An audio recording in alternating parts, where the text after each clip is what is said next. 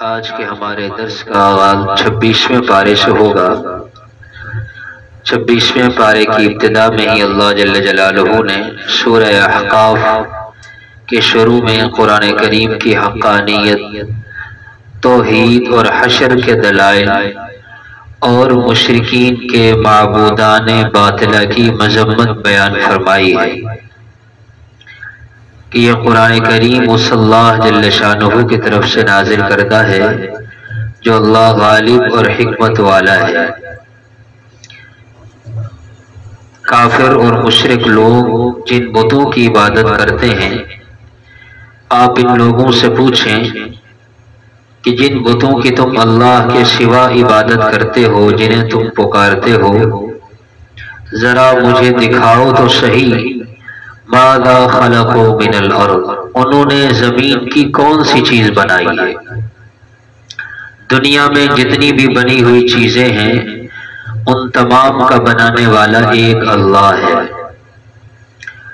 بالواسطہ یا بلا واسطہ ہر ایک چیز کا خالق اور ہر ایک چیز کو پیدا کرنے والا وہ صرف اللہ جل جلالہ ہی ہے۔ اللہ تعالیٰ نے قرآن کریم میں فرمایا وَالْخَيْلَ وَالْبِغَالَ وَالْحَمِيرَ لِتَرْكَبُوهَا وَزِينَةً، اللہ جل شانہ نے تمہاری سواری کے لیے، تمہارا بوجھ ایک جگہ سے دوسری جگہ لے جانے کے لیے بہت سے جانور بنا دیے، گھوڑے ہیں، خچر ہیں، جن پر تم وَتَحْمِلُ أَثْقَالَكُمْ إِلَى بَلَدٍ لَمْ تَكُونُوا بَالِغِيهِ إِلَّا بِشِقِّ الْأَنفُسِ، وہ تمہارے بوجھوں کو ایک شہر سے دوسرے شہر لے جاتے ہیں۔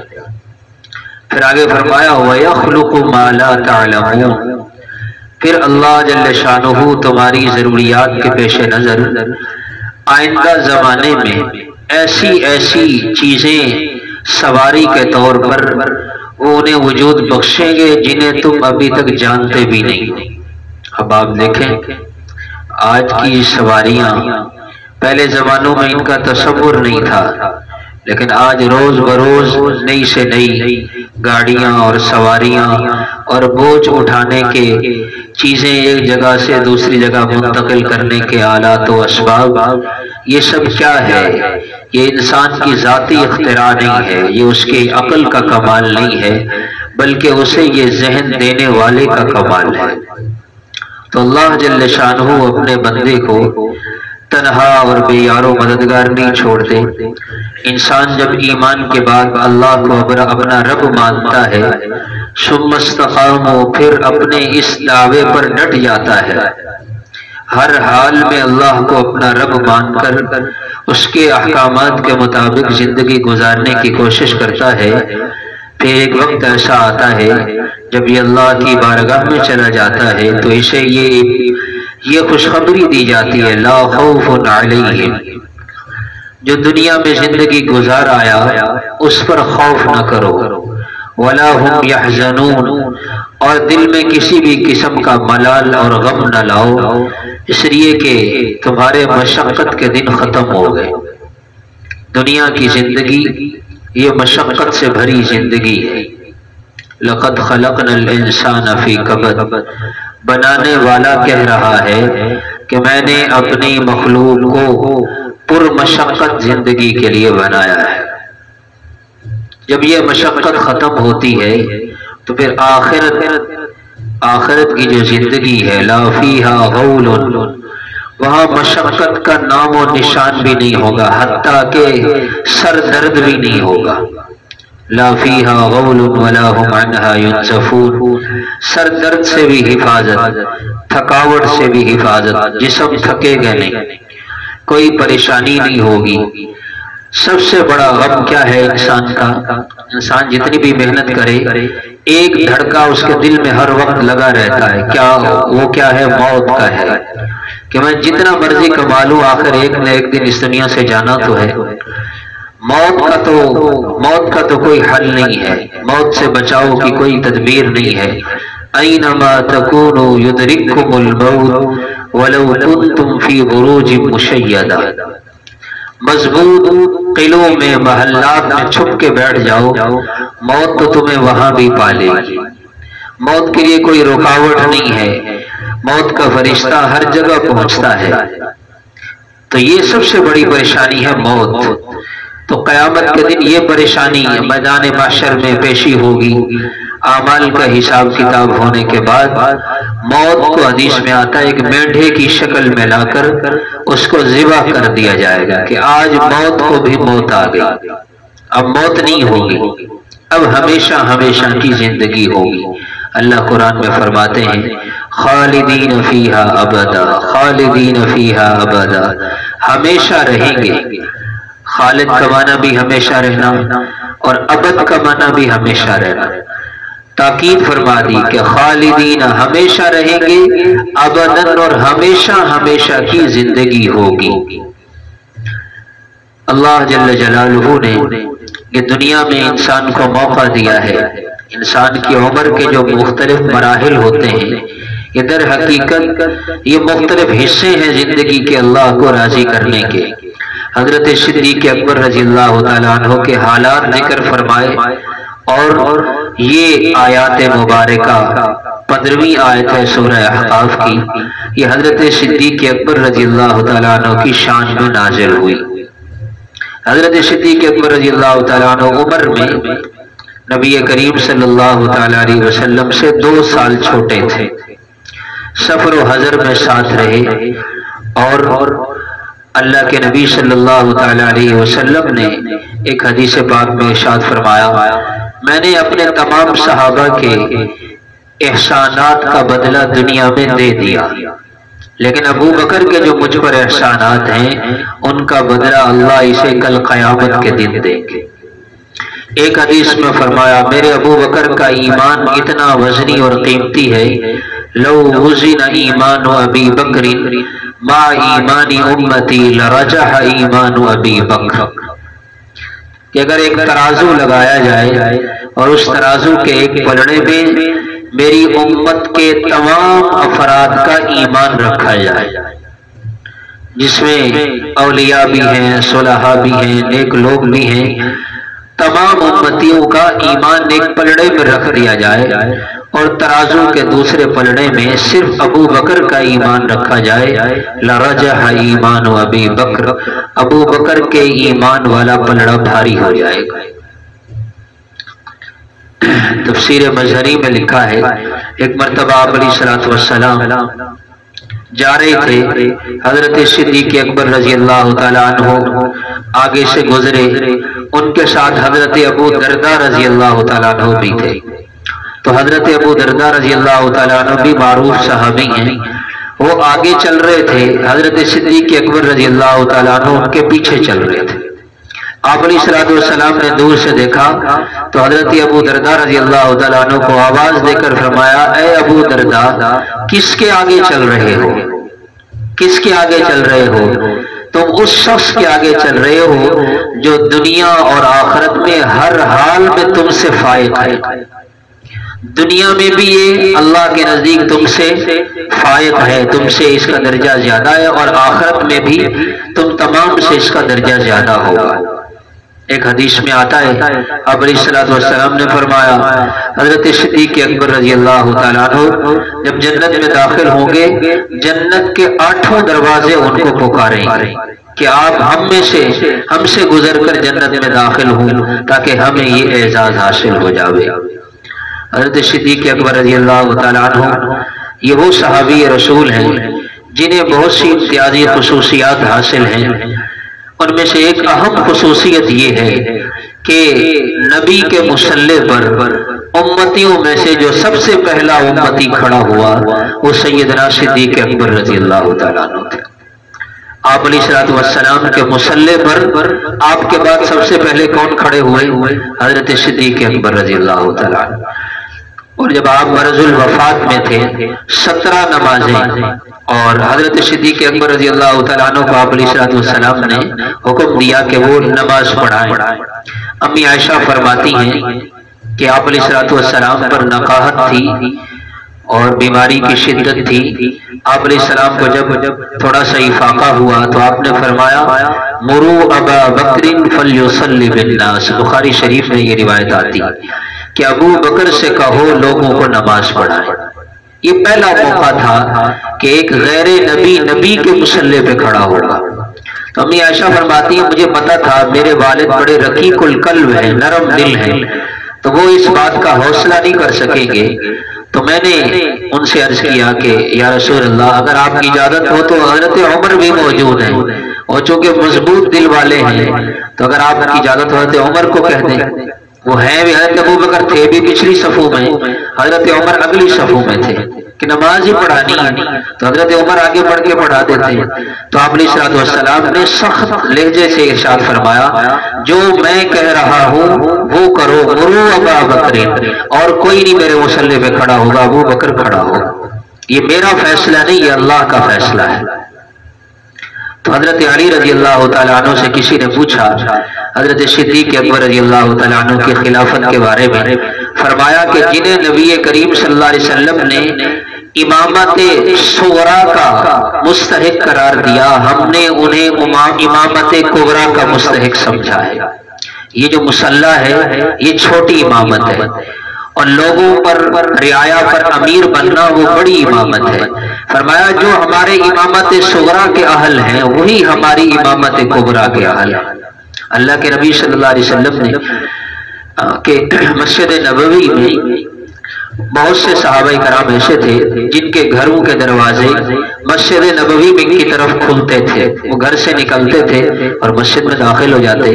اللہ ہم سب کو حرمین شریفین بار بار لے جائیں۔ تو جو پرانی مسجد نبوی ہے وہ اس کا احاطہ تھوڑا ہے، تو سب کے دروازے بعض صحابہ کرام کے، حضرت عمر بھی تھے، حضرت علی بھی تھے، ان کے مسجد کے طرف ان کے گھر کے دروازے کھلتے تھے۔ آپ نے وفات سے کچھ عرصہ قبل فرمایا کہ جتنے لوگوں کے دروازے، گھروں کے دروازے مسجد کی طرف کھل رہے ہیں سب بند کر دو، الا خوخۃ ابی بکر، سوائے ابو بکر کے، ان کے گھر کا دروازہ کھلا رہا، باقی سب دروازے بند ہو گئے۔ آج بھی مسجد نبوی میں جہاں حضرت صدیق اکبر رضی اللہ تعالیٰ عنہ کے گھر کا دروازہ تھا اس کے اوپر آج بھی لکھا ہوا ہے، اس جگہ پر وہاں ابھی بھی دروازہ ہے، لکھا ہوا ہے ہذہ خوخۃ ابی بکر، ہذہ خوخۃ ابی بکر، یہ وہ دروازہ ہے جسے حضرت صدیق اکبر رضی اللہ تعالیٰ عنہ کے گھر کا وہ دروازہ جسے آپ علیہ الصلوۃ والسلام نے کھلا رہنے کا حکم دیا، اور وہ آج تک کھلا ہے، باقی سارے دروازے بند کر دیے گئے۔ تو بے شمار فضائل ہیں سیدنا صدیق اکبر رضی اللہ تعالیٰ عنہ کے، اللہ تعالیٰ نے ان کی شان بیان فرمائی، حتی اذا بلغ اشدہ وبلغ 40 سنہ، کہ جب ان کی عمر 40 سال کو پہنچی تو انہوں نے ایک دعا کی اللہ تعالیٰ سے، وہ دعا حضرت صدیق اکبر رضی اللہ تعالیٰ عنہ نے ایسے اخلاص کے ساتھ اور صدق کے دل سے مانگی، اللہ نے اس دعا کو قرآن کریم کا حصہ بنا دیا۔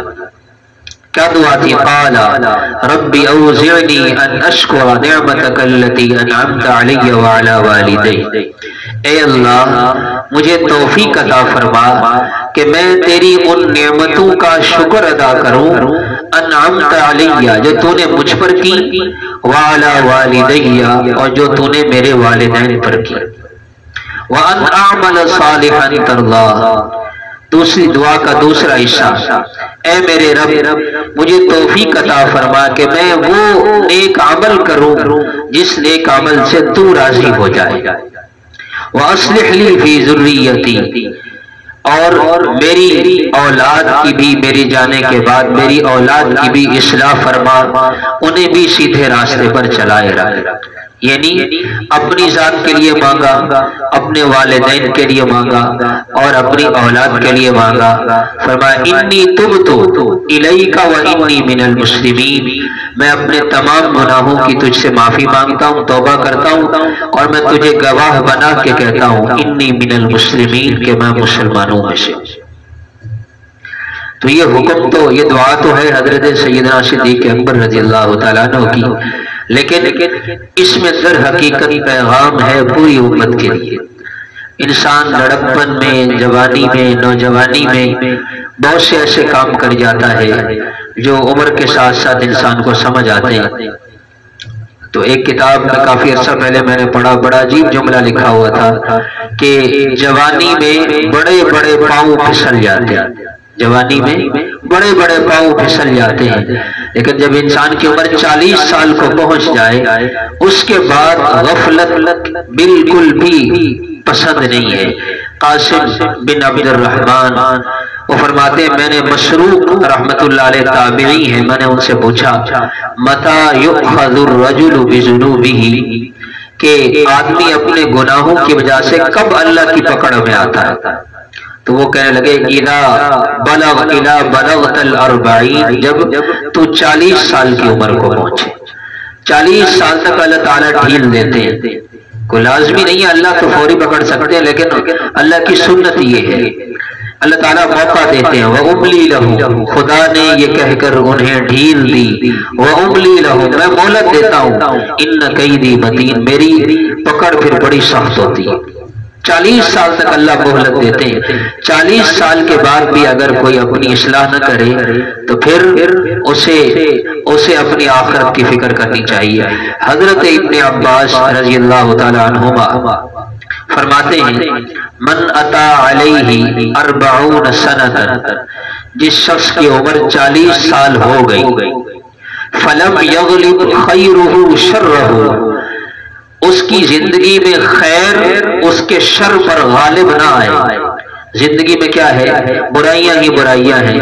40 سال کے بعد اگر برائیاں کم نہ ہوں، نیکیوں میں اضافہ نہ ہو، ایسا آدمی فَلْيَتَجَهَّزْ إِلَى النَّارِ، اسے جہنم کی تیاری کر لینی چاہیے۔ 40 سال کے بعد بھی اگر عمر کے اس حصے میں پہنچ کر بھی انسانی زندگی میں تبدیلی نہیں ہے تو حضرت عبداللہ ابن عباس کیا فرماتے ہیں؟ پھر وہ آدمی کس کی تیاری کرے؟ جہنم کی تیاری کرے۔ اور کتنا جینا ہے اور کب موقع آئے گا؟ تو اس لیے میں اور آپ، ہم میں سے ہر ایک کی یہ ضرورت ہے کہ ہماری آخرت بنے، ہماری دنیا بھی بنے، آخرت بھی بنے۔ اور اللہ دنیا اور آخرت بناتے ہیں اللہ جل جلالہ نیکی کرنے سے، اعمال کرنے سے، اللہ کو راضی کرنے سے، اللہ کے محبوب صلی اللہ علیہ وسلم کو راضی کرنے سے، تب جا کر کے انسان کی دنیا بھی بنتی ہے اور آخرت بھی بنتی ہے۔ اس لیے جب انسان رفتہ رفتہ عمر کے اس حصے کو پہنچ جائے تو پھر اسے بہت ساری چیزیں ایسی ہیں جسے انہیں چھوڑ دینا چاہیے، پھر آخرت کی تیاری کرنی چاہیے۔ پھر تو وہ جو شناختی کارڈ بنانے والے ہیں، جب عمر کے اس حصے میں پہنچتا ہے وہ بھی کیا لکھ دیتے ہیں؟ تا حیات، جی تا حیات لکھ کر ہر وقت اس کی جیب میں ہوتا ہے۔ کیا ہے یہ؟ اللہ کی طرح انسان اگر جہاں میں ہے عبرت کے ہر سو نمونے، مگر تجھ کو اندھا کیا رنگوں نے، انسان اگر چاہے تو پھر ہر چیز میں اسے کیا ملتی ہے؟ نصیحت ملتی ہے، ہر چیز میں نصیحت ملتی ہے۔ تو یہ تا حیات جو میری جیب میں ہے، آئی ڈی کارڈ، شناختی کارڈ، اس پہ کیا لکھا ہوا ہے؟ مثلا تا حیات۔ تو اب تو دنیا والے بھی کہہ رہے ہیں کہ بھائی بس کرو، اب تو تیری رخصت کا وقت قریب آ گیا۔ اس لیے تو قرآن میں فرمایا فَقَدْ جَاءَكُمْ بَشِيرٌ وَنَذِيرٌ، تمہارے پاس خوشخبری دینے والا بھی آیا، تمہارے پاس ڈرانے والا بھی آیا۔ بشیر و نذیر کا ایک مصداق تو ہے نبی کریم صلی اللہ تعالی علیہ وسلم، اِنَّا أَرْسَلْنَاكَ شَاهِدًا وَمُبَشِّرًا وَنَذِيرًا۔ مفسرین نے اس میں بعد اور احتمالات بھی لکھے ہیں کہ بشیر اور نذیر، ڈرانے والا، اس سے مراد داڑھی اور سر میں آنے والے سفید بال بھی، یہ سفید بال بھی ڈرا رہا ہے کہ اب وقت رخصت قریب ہے۔ اور فرمایا پوتا پوتیاں، پوتا یہ جب پیدا ہو جائے تو دادا کو آخرت کی تیاری کر لینی چاہیے۔ کیا مطلب اب نسل آگے چل چکی ہے، اب تجھ سے آگے بیٹا تھا، بیٹے کا بیٹا ہو گیا، اب اور کتنا جینا ہے۔ تو اس لیے میرے محترم بھائیو، یہ دنیا کی زندگی بہت مختصر ہے۔ اللہ نے ایمان والوں کے لیے بڑی نعمتیں تیار کر رکھی ہیں۔ ایمان والے کو موت سے گھبرانا نہیں چاہیے، اس لیے کہ اللہ ولی الذین آمنوا، ایمان والوں کا اللہ ولی ہے۔ ان اللہ مولا الذین آمنوا، بے شک ایمان والوں کا مولا کون ہے؟ اللہ۔ وان الکافرین لا مولا لهم، اس دنیا کا سب سے نادان انسان وہ ہے جس نے اللہ کو نہیں مانا، اس لیے کہ وہ آدمی ہے جس کا سہارا ہی کوئی نہیں۔ ہاں جی، لوگ درس کھاتے ہیں دنیا میں، جس کے ماں باپ فوت ہو جائیں تو لوگ اس کو قابل رحم سمجھتے ہیں کہ جی اس کا ماں باپ، اس کا ظاہری سہارا کوئی نہیں ہے۔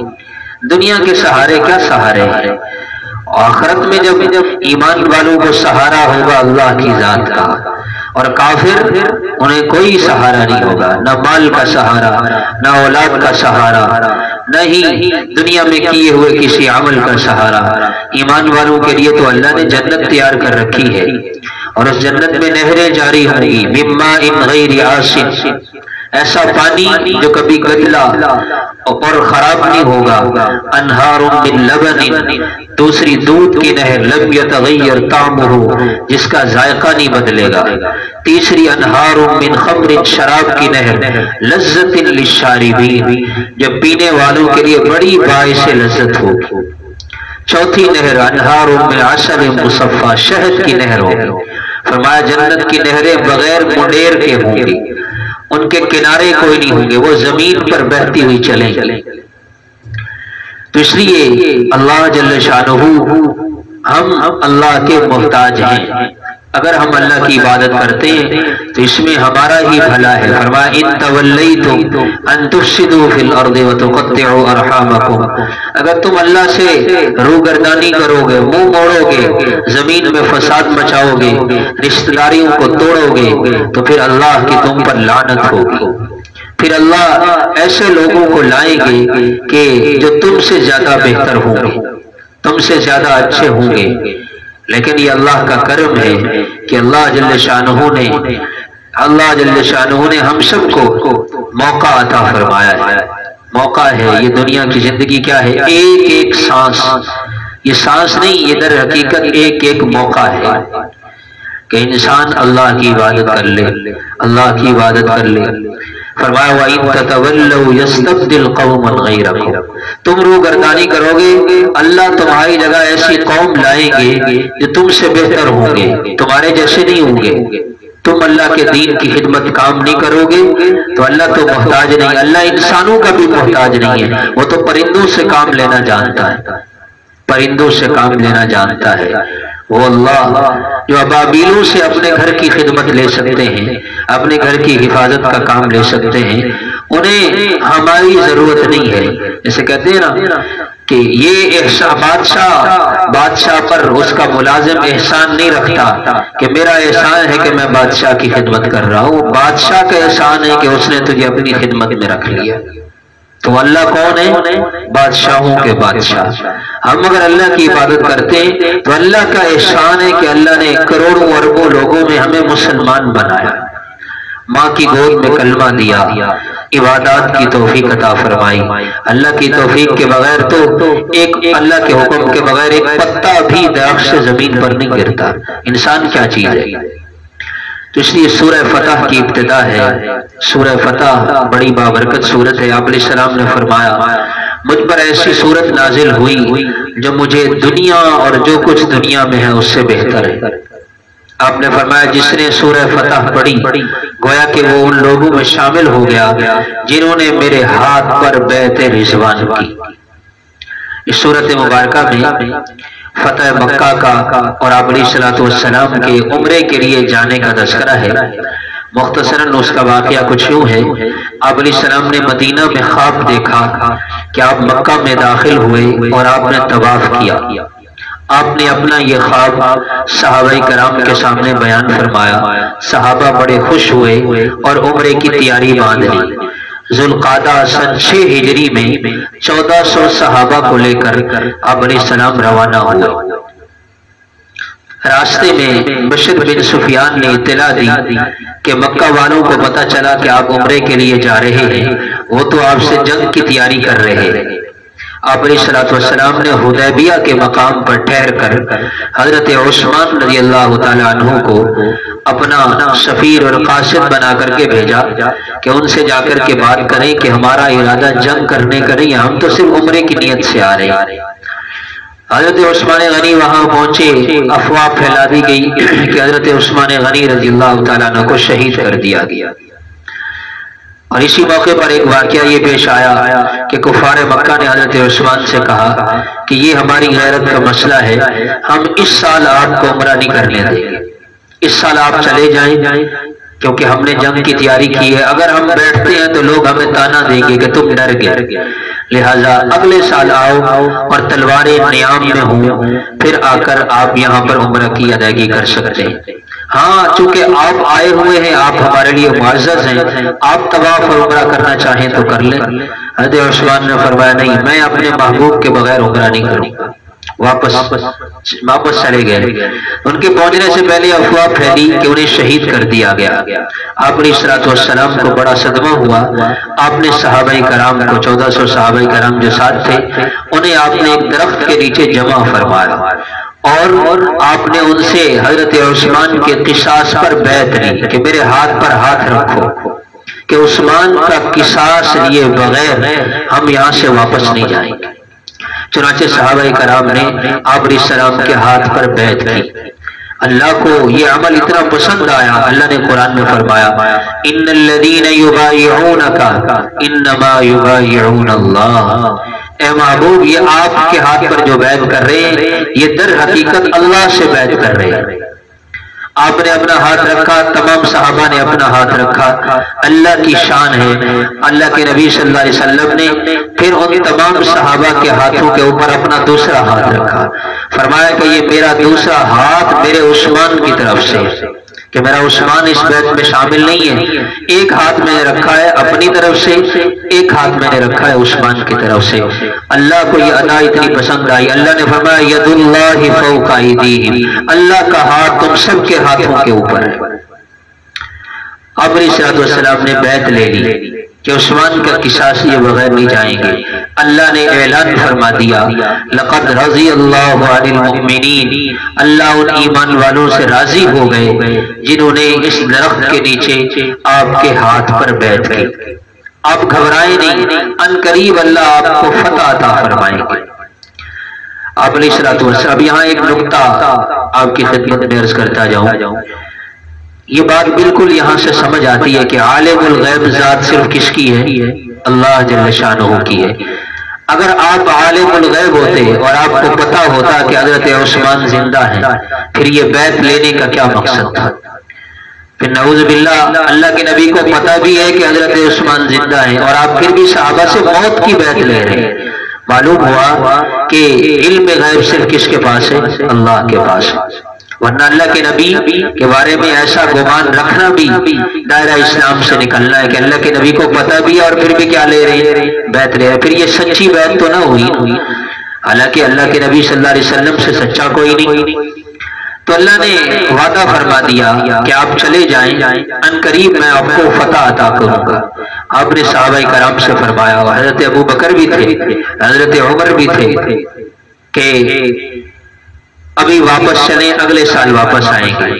تو کافروں کی طرف سے سہیل نامی ایک شخص، سہیل بن عمر، وہ آیا اور اس نے آ کر آپ علیہ السلام سے 10 سال تک کا معاہدہ کیا، اور معاہدے میں جسے صلح حدیبیہ کی شرائط کہا جاتا ہے، تو مختلف شرائط تھی، جن میں بنیادی شرط یہ تھی کہ اگر مدینہ کا کوئی آدمی وہ ایمان چھوڑ کر مکہ میں کفار کے پاس واپس جائے گا تو کافر اس کو واپس مدینہ بھیجنے کے پابند نہیں ہوں گے۔ بس وہ آپ کو چھوڑ کر آ گیا، ہم اسے واپس نہیں کریں گے۔ لیکن اگر ہمارے مکہ کا کوئی آدمی ہمارے نظریے اور ہمارے دین کو چھوڑ کر آپ کے دین میں شامل ہو کر مدینہ پہنچے گا، آپ اسے اپنے پاس نہیں رکھیں گے، آپ اسے واپس بھیج دیں گے۔ اور اس سال آپ کو آنے کی اجازت نہیں ہے، آپ آئندہ سال آئیں، تلواریں نیام میں رکھی ہوئی ہوں اور آپ کو صرف 3 دن ٹھہرنے کی اجازت ہو۔ اب یہ جو شرائط تھی، ظاہراً مسلمان اس میں مغلوب ہو رہے تھے کہ مسلمان جائے گا تو کافر اسے واپس نہیں کریں گے، اور اگر کافروں میں سے کوئی ادھر مسلمان ہو کر آئے گا تو مسلمان اسے واپس بھیج دیں گے، اپنے پاس نہیں رکھ سکیں گے۔ حضرت عمر کو بڑے جوش آیا، عرض کیا یا رسول اللہ، کیا ہم دین حق پر نہیں ہیں؟ آپ علیہ السلام نے فرمایا ہم حق پر ہیں۔ تو یا رسول اللہ پھر یہ مغلوب اور دب کر صلح کیوں کر رہے ہیں؟ آپ نے فرمایا یہ اللہ کا حکم ہے، میں کوئی بھی کام اللہ کے حکم کے بغیر۔ حضرت عمر بڑے پریشان ہوئے کہ ان سے برداشت نہیں ہو رہا تھا کہ ہم آپ علیہ السلام کے ساتھ ہیں اور مسلمان مغلوب ہو جائیں اور کافر غالب ہو کر صلح کر لیں، ایسا کیسے ہو سکتا ہے؟ حضرت ابو بکر کے پاس آئے، اب حضرت ابو بکر رضی اللہ تعالیٰ نے فرمایا اے عمر، یہ الفاظ ہیں روایت کے، اے عمر تم کیا کر رہے ہو؟ تمہیں پتہ نہیں ہے وہ اللہ کے نبی ہیں، اور اللہ کے نبی جو بھی کام کرتے ہیں وہ اللہ کے اجازت اور حکم سے کرتے ہیں۔ حضرت عمر فرماتے ہیں میں خاموش ہو گیا۔ کچھ 2 سال کا عرصہ گزرا، 2 سال کے بعد جب اللہ تعالیٰ نے فتح مکہ ہوا تو فرمایا پھر مجھے اس کی حکمت سمجھ آئی، اور بہت سا استغفار کیا، غلام صدقہ کیے، اور پھر مزہ لے کر یہ آیت پڑھتے تھے اِنَّا فَتَحْنَا لَكَ فَتْحًا مُبِينًا، کہ اللہ وعدہ فرما رہے بہت بڑی فتح ہے۔ تو اس لیے اللہ کا حکم بسا اوقات اس کی حکمت انسان کو سمجھ نہیں آتی، تو انسان حکمت کا پابند نہیں ہے، مجھے سمجھ آئے تو میں مانوں۔ انسان ایمان والے کے ایمان کا تقاضا کیا ہے؟ سمعنا و اطعنا، بس سن لیا اور کیا کر لی؟ سمجھ آئے تب بھی، سمجھ نہ آئے تب بھی۔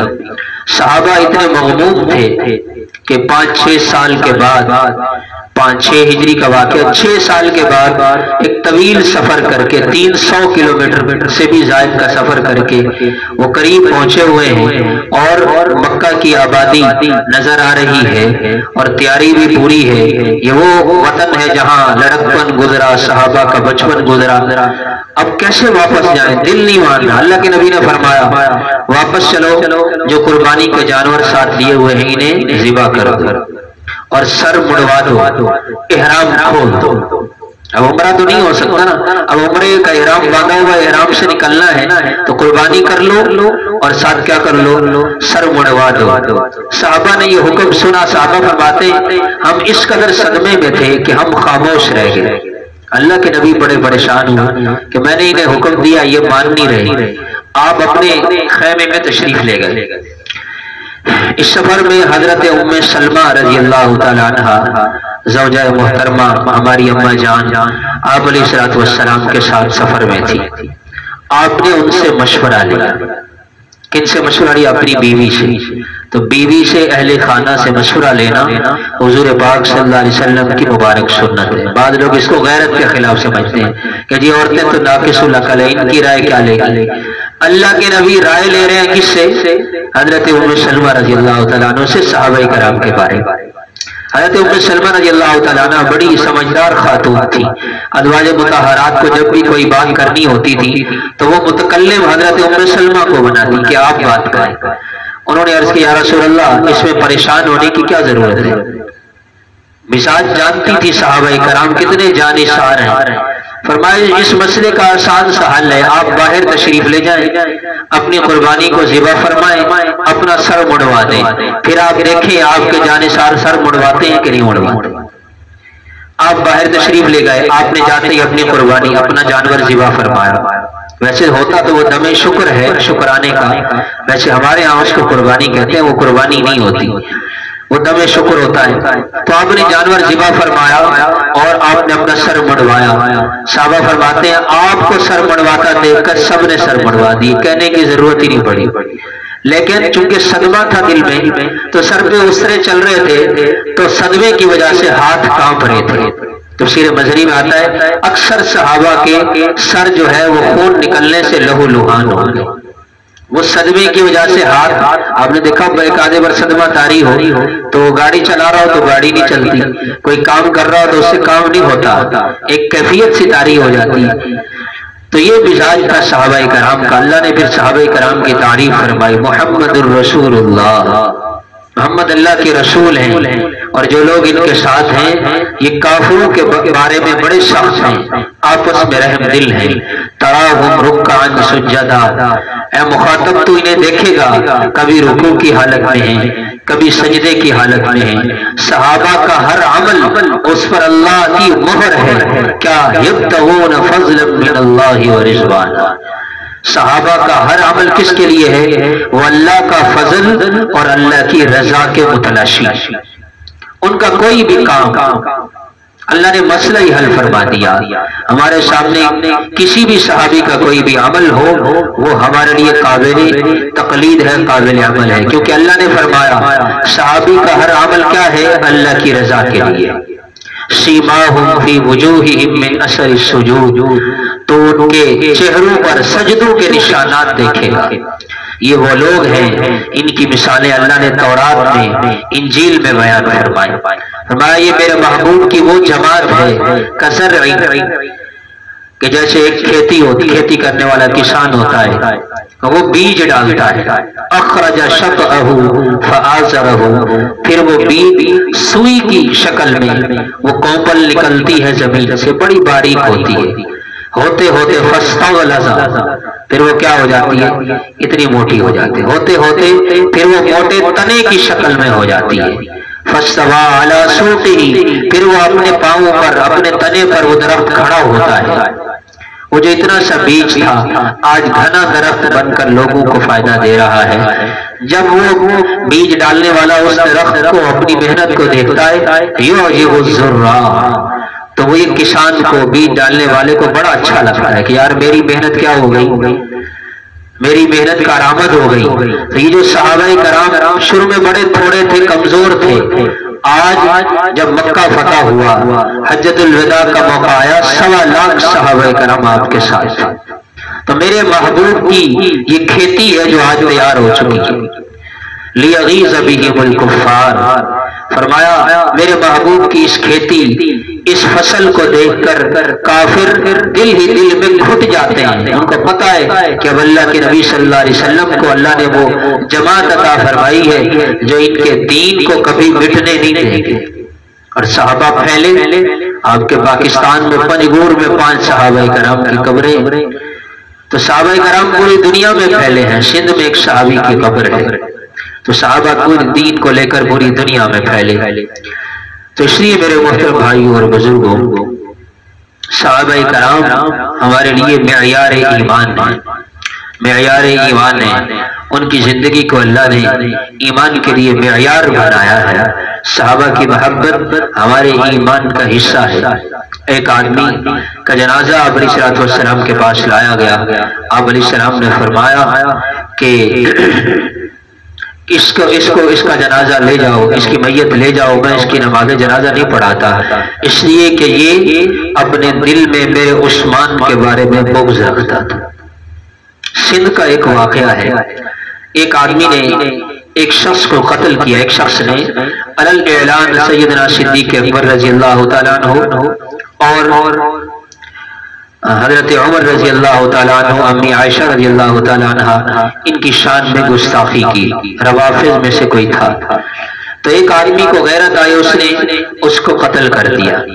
مقدمہ چلا، جج کے سامنے اس کی پیشی ہوئی. سچا واقعہ ہے. تو جس رات اگلے دن صبح پیشی ہونا تھی، تو رات کو اسے خواب میں نبی کریم صلی اللہ علیہ وسلم کی زیارت ہوئی. تو آپ علیہ الصلوۃ والسلام نے اس سے فرمایا کہ کل تو نے جج کے سامنے پیش ہونا ہے، تو جج تجھ سے پوچھے گا کہ تو نے فلاں آدمی کو کیوں قتل کیا، تو تو کہتا کہ جی تو نے کہنا ہے کہ میں نے کسی انسان کو تھوڑی قتل کیا ہے، میں نے تو خنزیر کو قتل کیا. جج کے سامنے پیشی ہوئی، اس نے کہا کہ جی تو نے فلاں آدمی کا قتل کیا ہے. جیسے جج بسا اوقات سوال کرتے ہیں کہ تو نے فلاں کو قتل کیا، اسے کہا جی میں نے، مجھے سزا کیوں دی جا رہی ہے، میں نے تو خنزیر کو مارنا ہے. خنزیر کو مارنا تو کوئی جرم نہیں ہے، انسان کو قتل کرتا تب میرا جرم تھا.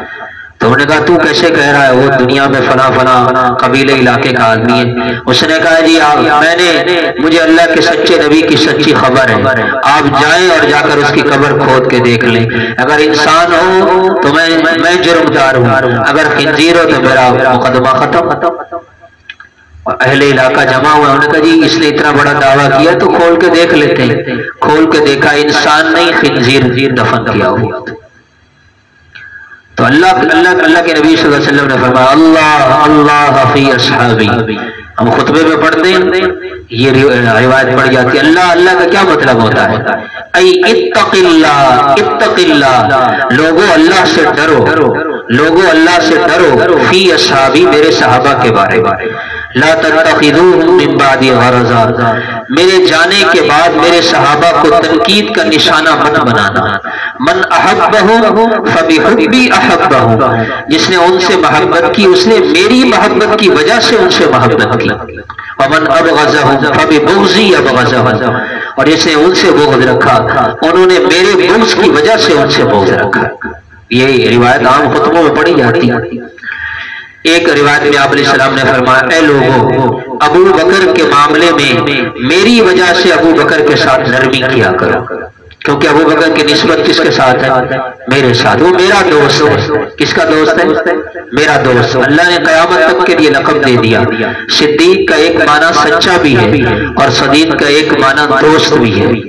تو حضرت صدیق اکبر رضی اللہ تعالیٰ عنہ اور جتنے بھی خلفائے راشدین ہیں، جتنے بھی صحابہ کرام ہیں، وہ سب ہمارا عقیدہ اور نظریہ اہل سنت والجماعت کا یہی ہے، کل وعد اللہ الحسنى، ہر ایک کو اللہ نے معاف فرما دیا۔ اس لیے یہ جو لوگ نعرہ لگاتے ہیں پنج تن پاک کا نعرہ، ان لوگوں کو کم از کم سوچنا چاہیے کہ کتنی بڑی غلطی ہے۔ پنج تن پاک کا کیا مطلب ہوتا ہے؟ کہ پانچ تن پاک، یہی ہے نا مطلب۔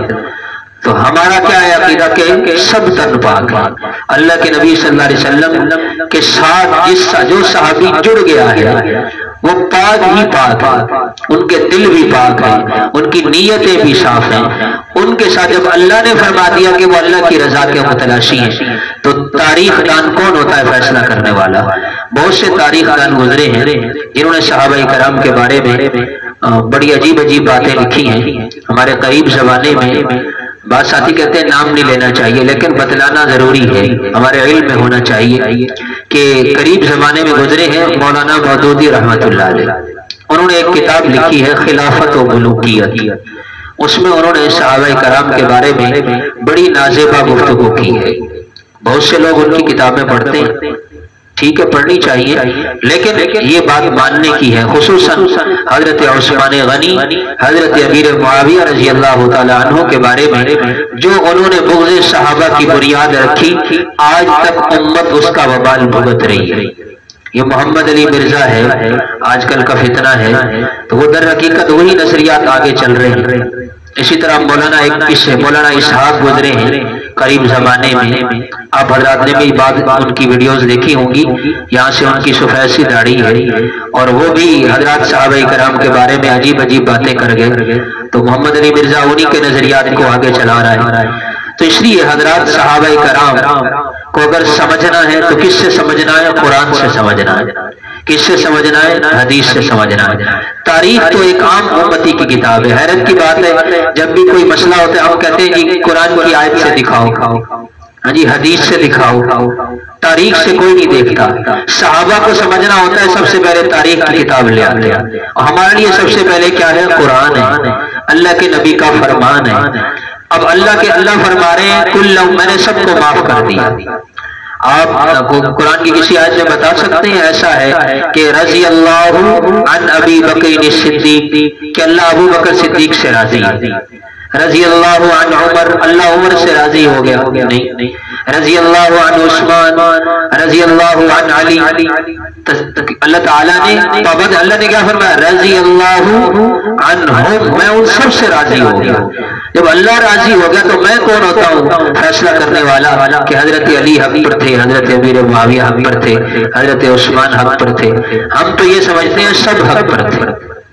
اس لیے ہمارے ایمان کی بقا اسی میں ہے، کیونکہ کل قیامت کے دن اس کا فیصلہ تو نہیں ہونا نا کہ صحابہ کی جو آپس میں جنگ ہوئی اس میں کون حق پر تھا، آپ بتائیں۔ اس پر جنت جہنم کا فیصلہ نہیں ہونا۔ ہم اس بحث میں پڑیں گے تو لا محالہ کسی کی تنقید تو کریں گے۔